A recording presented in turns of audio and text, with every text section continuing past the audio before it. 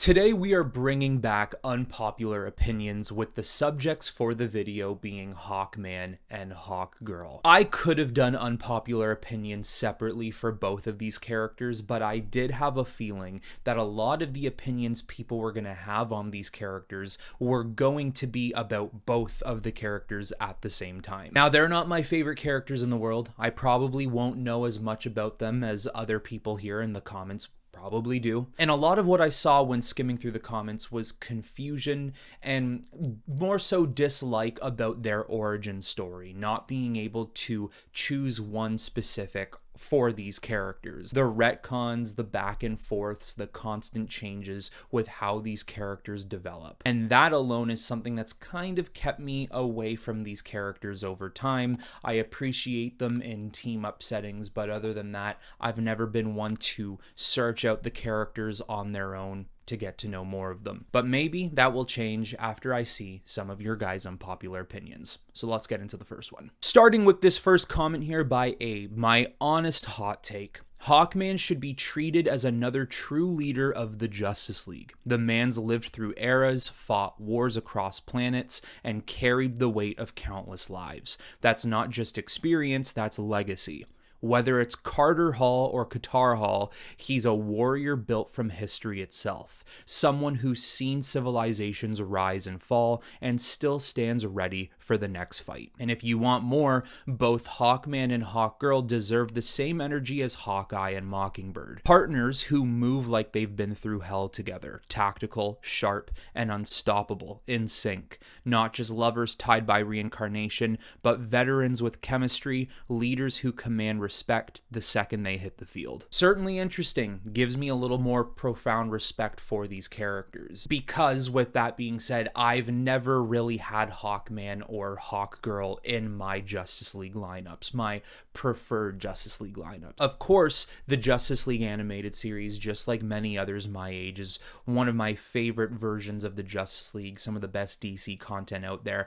And even though Hawkgirl is on the team, I've never been one to particularly think outside of that she deserves or really should be on the mainline Justice League. The way I've always seen it is, yeah, Hawkman, Hawkgirl, the ability to fly depending on the given abilities of their real natural wings or their suit-inspired created wings. They got a mace, a sword, maybe a shield. They're ancient Egyptians. They're from a different planet. I think there's so many other DC characters out there that have the super strength that the Hawk people have, along with abilities and even weaponry that's a lot more cooler than Hawkman and Hawkgirl. Now, that's just my personal opinion. However, the way you put it is what has kind of given me a different perspective. They are these warriors rooted within history themselves. They would be ready to take charge and seize the moment being part of a Justice League team. Maybe the main Justice League is already full. It's got too many prominent characters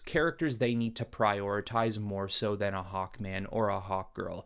So maybe there is a Justice League inspired team that could utilize them better, like a Justice Society or a Justice League International. With that, going into your second point there, Hawkman and Hawkgirl working so well together. If they already have this tactical sharpness that makes them so successful and unstoppable when in sync, could you only imagine how good a Justice League team would be, not even just with them on it, but with them potentially leading it? So you definitely do have a good point, and I have a little more respect for them in terms of that. pedrooarthur. I believe if we're going with the reincarnation version of the characters, they should be together as a couple. If we're doing the Thanagarian versions of them, Hawkman should be a JSA member way back in the past who abandoned his planet because he grew to love Earth. And Hawkgirl, a JLA member that betrays the team like in the DCAU, and they mirror one another in those arcs, not as lovers as he would be much older, but as connected parts of this grand grand scheme. It's as simple as that. I will say this, I've always liked their Thanagarian alien origin story more than I have their reincarnation story. I just think it makes them that much more unique. That's not to say you can't blend those two origins together, but if I had to pick one, I gotta go with Thanagar. Genuinely, when I look at Hawkman and Hawkgirl, very particularly Hawkman though, I do see a JSA member.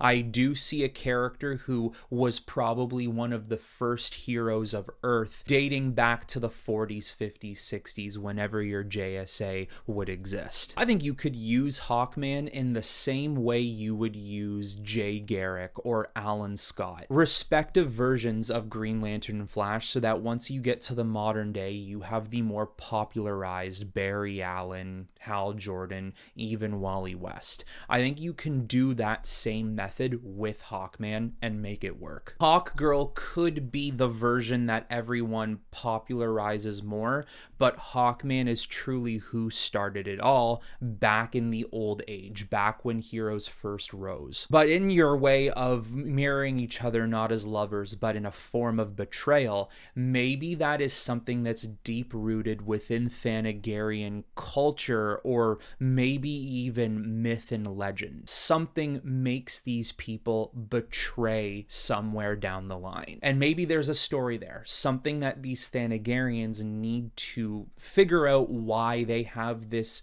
betrayal deep rooted into their being and how they stop it from constantly happening. I love the idea of Shayera being opposed to the relationship with Hawkman. If we look at her role in the Justice League cartoon, she's made a foil for Wonder Woman. Diana is powered by faith and magic, and Shayera opposes faith and dispels magic with her armor.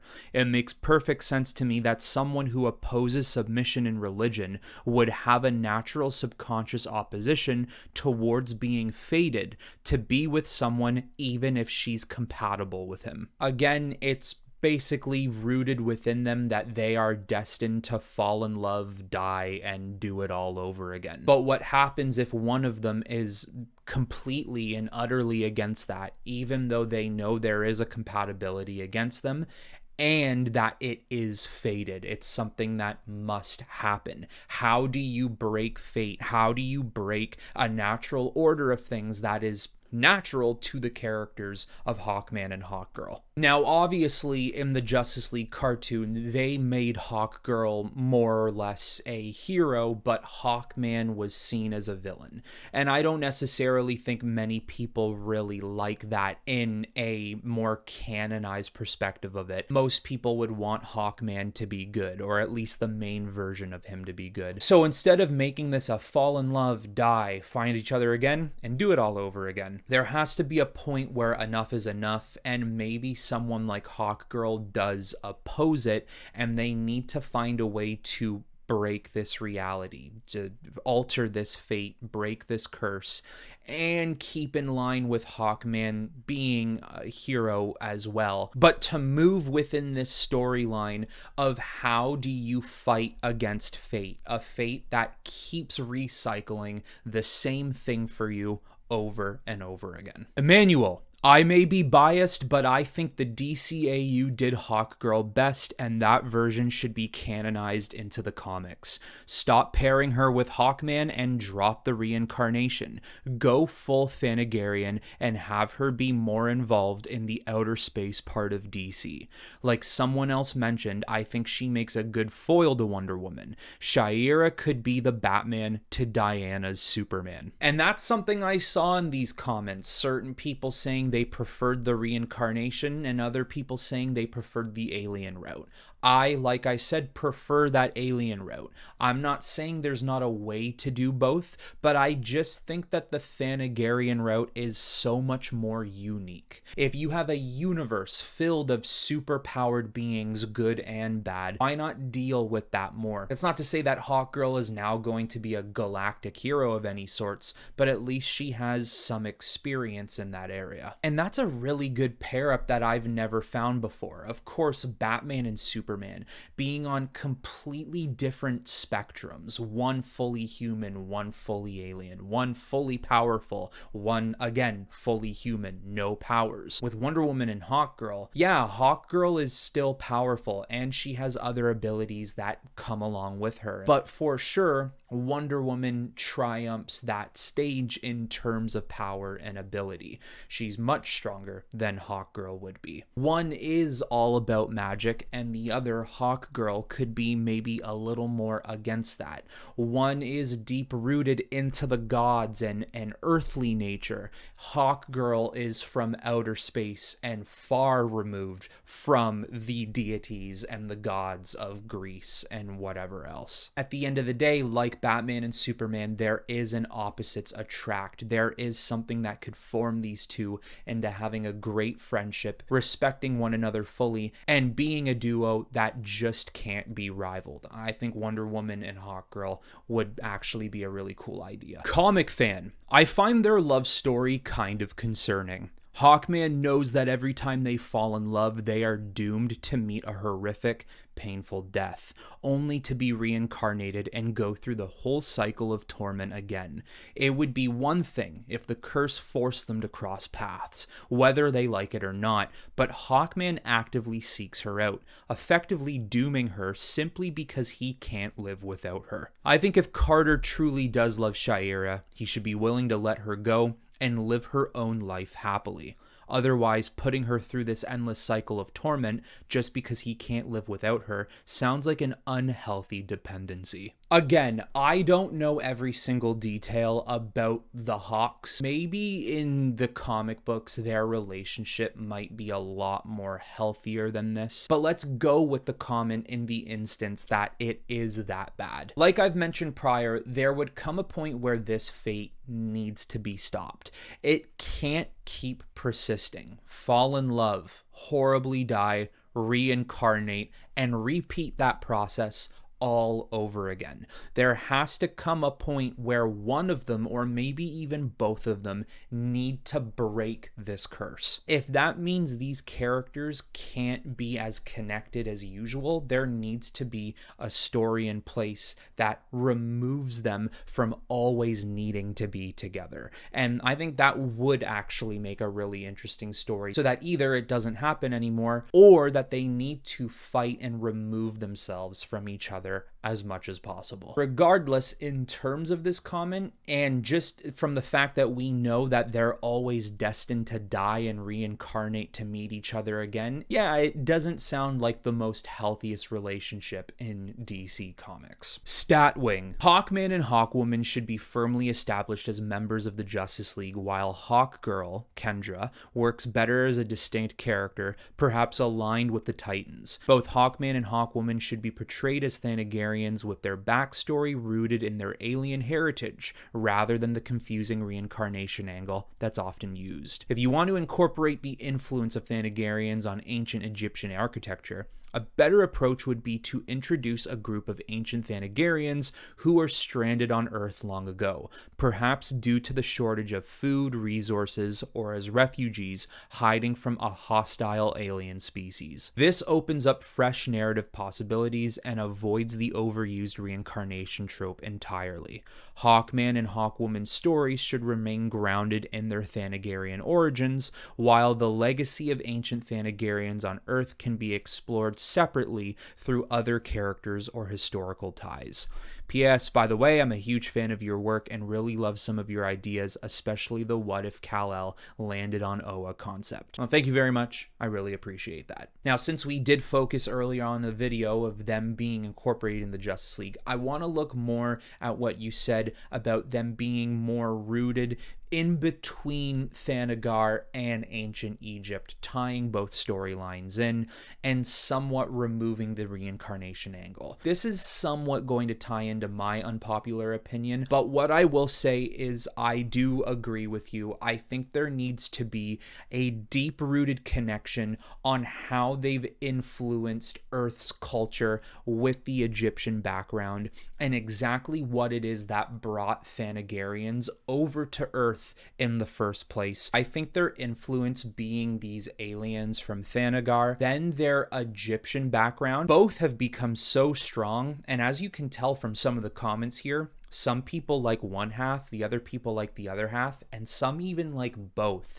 There needs to be a way to incorporate both seamlessly, and this could be a way to do it. And that's why I decided to end with your comment here, because now going into my unpopular opinion, I think this is somewhat of how you have to do it. They are these ancient Thanagarians who come to Earth with the plot and the plan to take over Earth, and they just happened to land thousands of years ago, BCE, in Egypt, and their influence, their knowledge, their technology is then seeped in and bled into Egyptian culture. I think where the unpopular opinion in this lies, you do make Hawkman, particularly Qatar Hall, a villain, and Shaira Hall, his wife, a hero. You have Hawkman, who progressively becomes more aggressive, treating these people like slaves and using Egypt as his hub to eventually take over all corners of Earth. Whereas Hawkwoman, Shaira,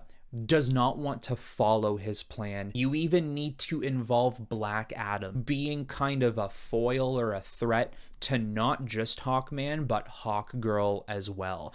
Kind of two tyrants in Hawkman and Black Adam who are vying for the control of Egypt, whereas Hawkgirl wants no part of either, but does need to remove her husband from the picture. Incorporating that Egyptian magic that comes from Black Adam, that's where you can kind of throw in this reincarnation angle, where every time they die, they're always destined to come back to fight one another, but they also know they're a compatible fit. There is a reason they fell in love in the first place, and it's now a matter of how do you break that cycle? And how you break that cycle is they did indeed have a daughter, and that's actually Kendra Saunders. She needs to find a way to break the reincarnation curse and to let her father and her mother finally and truly rest once and for all. I'm not completely sold on that story or even every single idea, but I do like it enough because I do think it ties in, again, reincarnation, Thanagarian aliens, and even the magical presence involving Black Adam, who's had to do a lot with these characters before. I think it works. With a couple of tweaks, it could be even better. There you go, guys. That's my unpopular opinion on how the Hawkgirl, Hawkman relationship and even origin should be handled, and those are some of your unpopular opinions on these two characters. I know these characters have a little bit of confusion, and I do also know that they are fondly loved because of the animated series and just some of their long-stretched history in the DC universe, and hopefully one day it can come to a point where their origin is cleaned up a bit more and more people start to involve themselves with the character, becoming a little more fond of them. With that being said, leave some more comments below on how you feel about Hawkman and Hawkgirl. That is all I have for you on this video though, and until next time, I will talk to you all very soon.